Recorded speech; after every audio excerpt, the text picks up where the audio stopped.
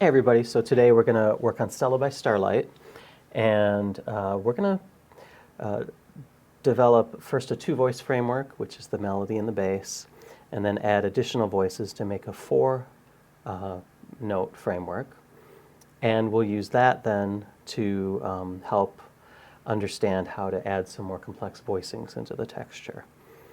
Now, the first step is to be able to play the melody and the bass of this and to have this memorized. It's really important that you know this and you can play it from memory and by ear, not to be reading it from a lead sheet. And even though I say that, I've included a PDF of a lead sheet below so you can learn the melody and the bass. But this is just a reference. This is not something for you to perform from. All right, so don't use it as such. If you do, that crutch is going to keep you from being able to really understand and integrate interesting voicings into what you're doing. You're going to be tied to reading music, and you need to be using your ears and your brain and your hands to create these beautiful chords that connect with one another. Okay, but first step, you need to know the melody and the bass line. So you need to learn this, you need to memorize it. Here's the melody and the bass.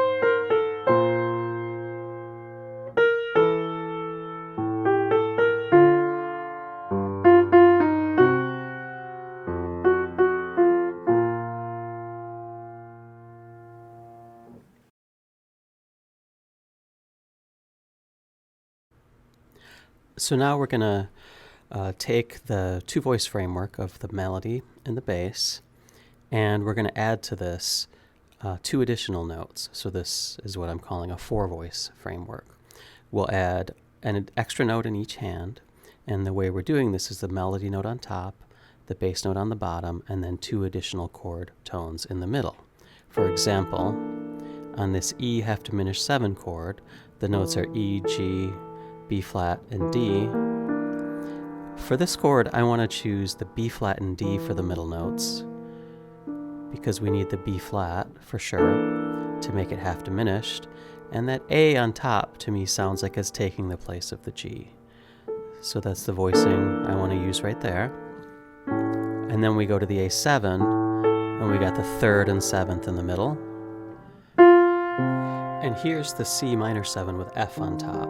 C minor 7, of course, has E flat and B flat as the 3rd and 7th. But I like the sound here better to leave out the E flat and include the G in the middle, because it sounds to me like the F is taking the place of the E flat on top. I like that sound. And this is an important thing to keep in mind, that these voicings, some notes seem crucial or are important, but you also want to use your ear and choose notes that sound good to you. And this one sounds good to me. And then the next one has the 3rd and 7th in the middle. Root, 3rd, 7th. Here's the F minor 7, again with a 3rd and 7th in the middle. B flat 7, 3rd and 7th. All of these chords here have the 3rd and 7th in the middle. Now this one is root 3rd, 5th, and 7th. Between the here's A7. Again, root 3rd, 5th, and 7th. 3rd and 7th in the middle. Now this one, it's an F major 7 chord, but with the E natural, it has a little clash. I like the D better in this spot, so an F major 6th. And again, here's A half diminished and D7, 3rd and 7th in the middle. And here, this is kind of an odd voicing here. We could do the low G if your hand's big enough. But I'm choosing this voicing here with the 3rd and 7th in the middle the E flat on top, because we're going to add some notes to flesh this out later, and this is the framework I want to work from. Okay, and that's the same thing for this next one, the C minor 7 chord with a 3rd and 7th in the middle. And again, I can't reach all those notes, but you can break them and catch them in the pedal.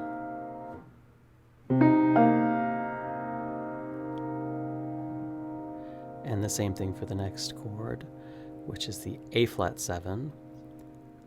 And right here we've got C and G flat, that's the 3rd and 7th in the middle, and D on top is the melody note. And here we go, 3rd and 7th in the middle. Now this last phrase is really a great progression because it has these 2 5s in a sequence taking us all the way down to B flat. And this is just beautiful, smooth voice leading.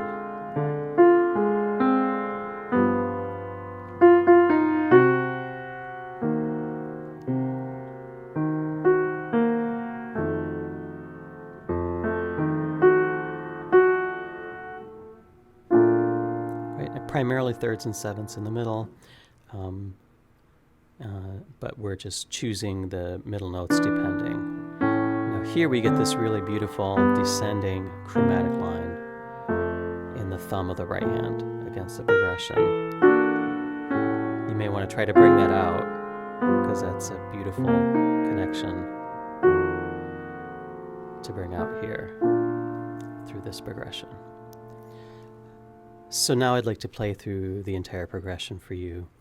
The chords the way I was playing them, but then I'm going to add the melody on top so you can hear how the melody fits with these voice leading patterns.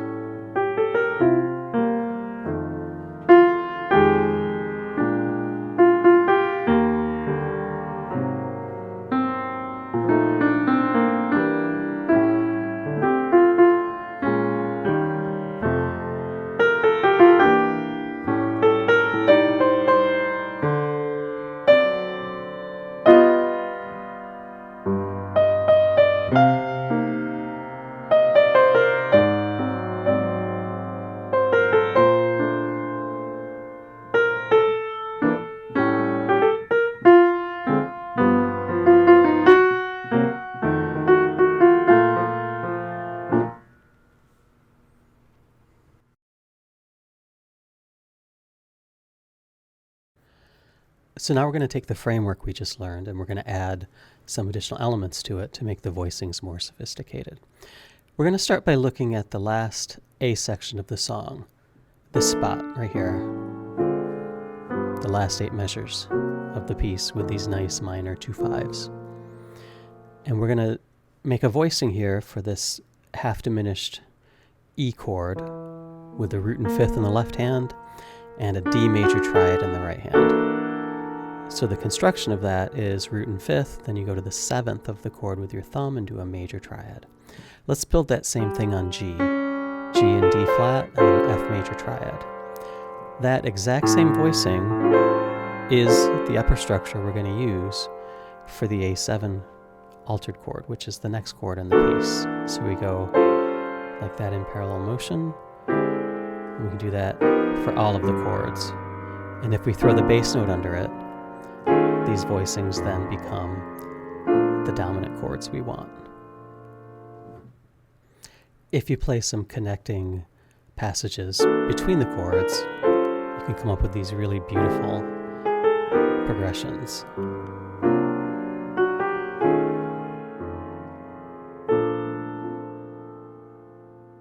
You can also arpeggiate and invert the triads in the right hand to move these voicings around and create interesting textures.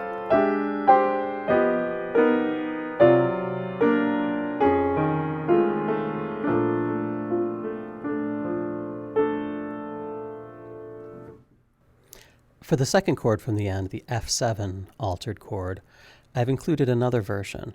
The first way we learned it was with a D flat major triad in the right hand like this. This matches all of the others, but you could also do it with a D major triad in the right hand. And this one gives you a F7 with a flat 9. This one actually matches the melody of the song, which is why I've included this version here.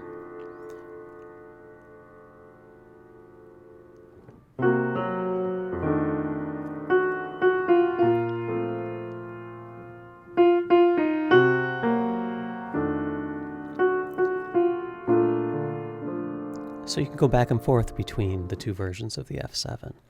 Now I'd like to play through this last phrase for you a few times to show you some different things you can do with it.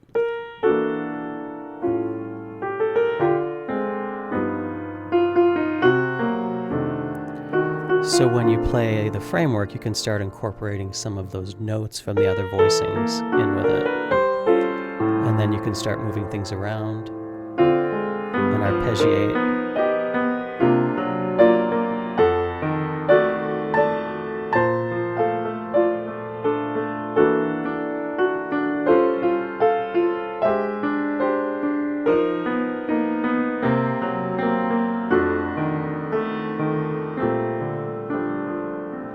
Those kinds of things can be used while you're soloing, and in fact, over these voicings, you can also arpeggiate the actual chords themselves.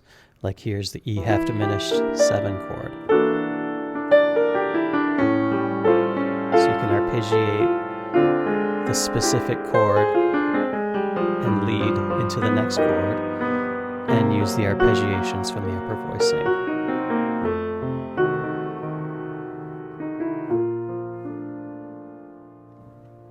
So now let's take a look at the bridge, and we'll start with the simple texture that we learned earlier. So over this G7, C minor 7, this A flat 7 sharp 11, and B flat major 7. So we're going to start with the pickup chord to the bridge, the D7, and we're going to do the upper structure voicing, where we do root 3rd and 7th in the left hand and a B flat major triad in the right hand. And that's going to connect really smoothly to our G7 chord. We're going to redo this one and space out the 3rd and 7th in the left hand and an E flat major triad in the right hand. Nice big full voicing. Now we're going to go to the C minor 7, and remember how that had that space in it? We're going to fill this in with perfect fourths now. And then we're going to go to this chord, again an upper structure, 3rd and 7th in the left hand, and a B flat major triad in the right hand. And then we go to the B flat major 7 right here. This is a drop 2 voicing, which I'll talk about in a little bit. You can also stack fourths here if you want. Those are 2 possibilities. So here's how the bridge could sound.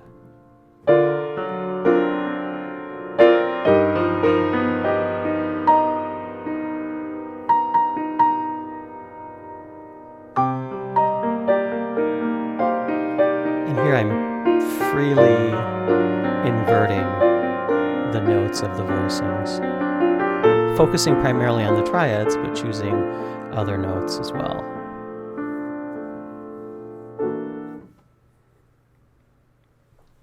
So we've talked about the minor 2/5s, we've talked about some of the chords in the bridge and the upper structures, and now I want to talk about the 2/5s from major keys. Like when we begin the song, after the first 2 chords, we then get this C minor 7 to F7. That's a 2/5 in the key of B flat major. So I want to talk about some possibilities for the major key 2/5s. And here's the first one. This is the rootless voicing, where we're playing 3, 5, 7, 9 in the right hand. And then when we go to the F7 chord, 1 note changes. The 7th B flat slides down to A. All right, so now we're going to take this voicing and we're going to take it up an octave. And then we're going to take the second note from the top, the B flat, drop that an octave. So by dropping that second note, this is now a drop 2 voicing. And once again, that B flat is the note that needs to move into the next chord. And that gives us our motion into the F7. The last one I want to give you stacks up the fourths. This is like what we played in the bridge earlier. So we've gone to the 7 of the C minor 7 and stacked the fourths and again, the B flat slides down to the A, and then I've given you a voicing for the B flat major 7. Now these chords can all be inverted, so all of these you can rearrange the notes and play them in various inversions.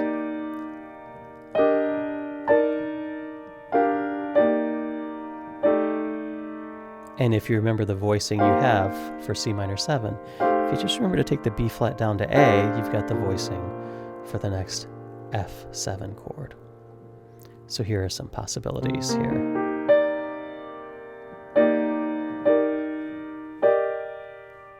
So again, we're doing inversions here of the drop 2 chord. And you can do this on all of these chords. Create some really beautiful sounds. And we can also lay down these voicings and do a melodic arpeggiation in the right hand of the rootless voicing or the triad itself or the notes from the various voicings.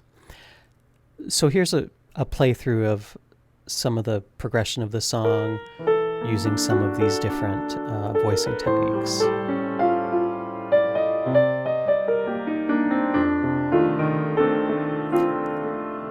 Different kinds of inversions, different ways of activating the texture with some repeated notes in the left hand.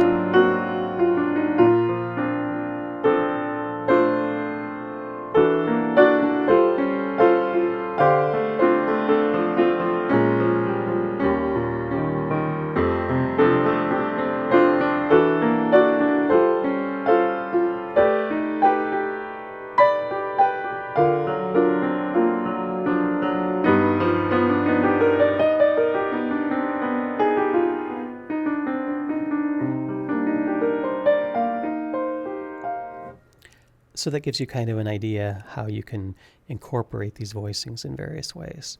So now I'd like to play through the piece several times, first focusing on voicings and textures, and end with a statement of the melody.